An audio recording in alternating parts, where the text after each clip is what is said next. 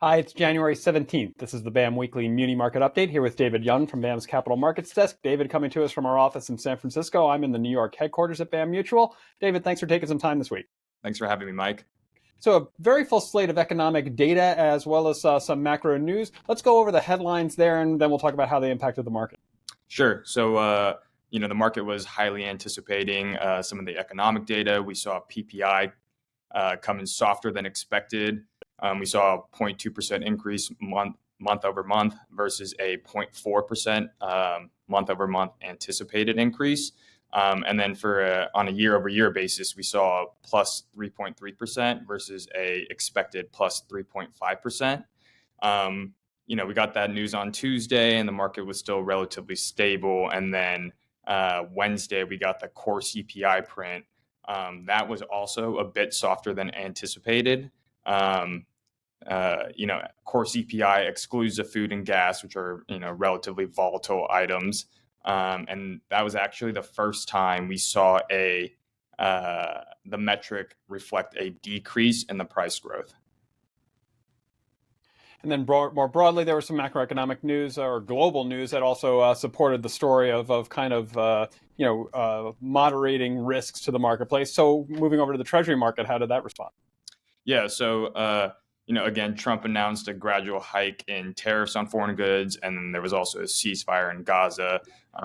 With all the economic data and that market news, we saw Treasuries actually the yields fall 14 to 19 basis points across the curve.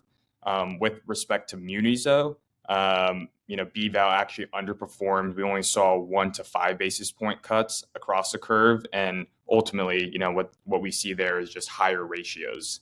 And then, from the technical side, when we look at Lipper, it reported a weekly Muni bond outflows of $251 billion. And not surprising that at the same time the calendar's ramping up. I think there were $13 billion of new issues that priced this week. A little bit of a headwind in terms of the outflows. Not surprising that would put a drag on Muni performance. What kind of activity do you see in the new issue market? Yeah, so, talking about the new issue market, on the desk here at BAM, we actually got a lot of feedback from just market participants that the deals, despite the heavy supply, the deals actually did very well. When we look at BAM, we insured 18 transactions for $500 million of par. Very, very busy week for us. I'd like to note the $180 million USD number 500 Kansas transaction, and that was with Piper Sandler.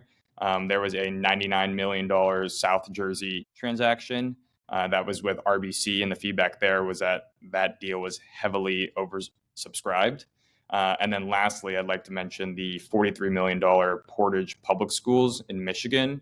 That was with Stifel and actually a AA minus credit. And again, what we saw in 2024 and going back to 2023, we're just, at BAM doing a lot more high grade credits. The market is, using our AA rating, even in that kind of AA minus AA category. And so we'd like to see that.